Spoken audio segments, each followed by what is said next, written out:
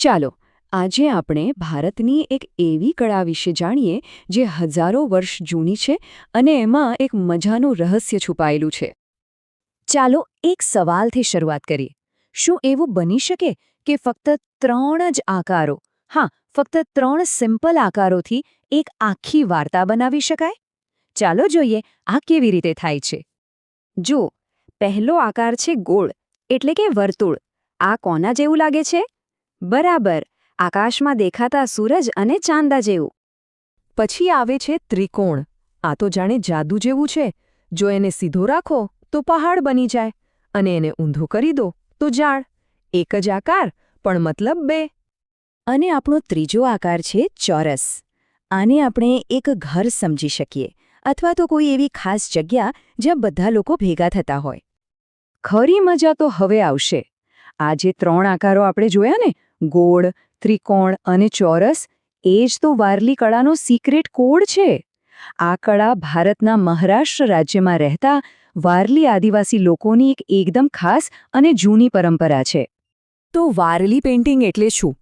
એમ સમજો કે આ ચિત્રોની એક આખી ભાષા છે, જેમાં કોઈ રાજા મહારાજાની મોટી મોટી વાર્તાઓ નથી હોતી, પણ ગામના લોકો રોજિંદા જીવનમાં શું કરે છે, કેવી રીતે ખેતી કરે છે, કેવી રીતે સાથે મળીને નાચે ગાય છે, એ બધું જ આ 3 આકારોથી બતાવવામાં આવે છે.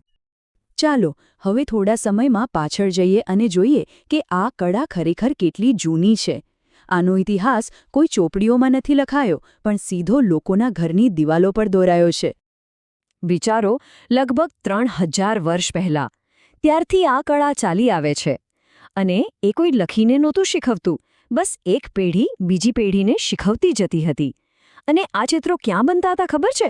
ઘરની દિવાલો પર. જ્યારે કોઈના લગ્ન હોય કે ખેતરમાં નવો પાક આવે, ત્યારે ખુશી મનાવવા માટે આ ચિત્રો દોરવામાં આવતા. એટલે કે આ કળા એમના જીવનનો જ એક ભાગ હતી. પણ સવાલ એ છે કે આ ચિત્રો બનાવવા માટે રંગ ક્યાંથી આવતા હશે? શું કોઈ દુકાનમાંથી? ના, બધું જ સીધું પ્રકૃતિમાંથી જ મળતું. રીત એકદમ સિમ્પલ. સફેદ રંગ માટે ચોખાના લોટને પાણીમાં મિક્સ કરી દેવાનો, અને જે દિવાલ પર ચિત્ર દોરવાનું હોય એને લાલ માટી અથવા ગાયના છાણથી લીંપી દેવાની. એટલે બેકગ્રાઉન્ડ લાલ કે બ્રાઉન રંગનું થઈ જાય અને એના પર સફેદ ચિત્ર એકદમ સરસ રીતે ઉપસી આવે. કોઈ કેમિકલ નહીં, બધું જ એકદમ નેચરલ. ચાલો હવે આ ચિત્રોની ગુપ્ત ભાષાને સમજવાની કોશિશ કરીએ. તૈયાર છો? કારણ કે દરેક નિશાનનો એક ખાસ મતલબ હોય છે. આ જુઓ, આ વારલી કળાનું સૌથી ફેમસ ચિત્ર છે. આને કહેવાય તારપા નૃત્ય. વચ્ચે એક વ્યક્તિ તારપા નામનું વાજિંત્ર વગાડે છે અને બાકી બધા એની આસપાસ હાથ પકડીને ગોળ ગોળ નાચે છે. આ શું બતાવે છે? એ બતાવે છે કે જીવન પણ આવું જ ગોળ ગોળ ચાલે છે અને બધાએ હંમેશા સાથે મળીને રહેવું જોઈએ. અને બીજી એક મજાની વાત, આમાં જે માણસો દોર્યા છે એમના ચહેરા નથી. કેમ? કારણ કે કોણ છે એ જરૂરી નથી, પણ બધા સાથે મળીને શું કામ કરે છે એ જરૂરી છે. અહીં હું નહીં, પણ આપણેની ભાવના છે. સાથે જ સૂરજ, ચાંદો, ઝાડ, પ્રાણીઓ, ખેતી, આ બધું જ એમની દુનિયાનો એક ભાગ છે.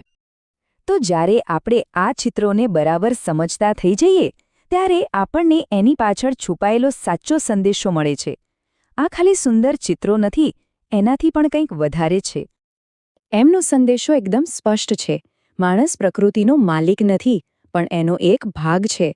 એનો મતલબ કે આપણે જંગલો, નદીઓ અને પ્રાણીઓ બધાનું ધ્યાન રાખવું જોઈએ, કારણ કે આપણે પણ એમના જેવા જ પ્રકૃતિનો એક હિસ્સો છીએ. અને આ વાત તો આજે આપણા બધા માટે કેટલી જરૂરી છે, ખરું ને?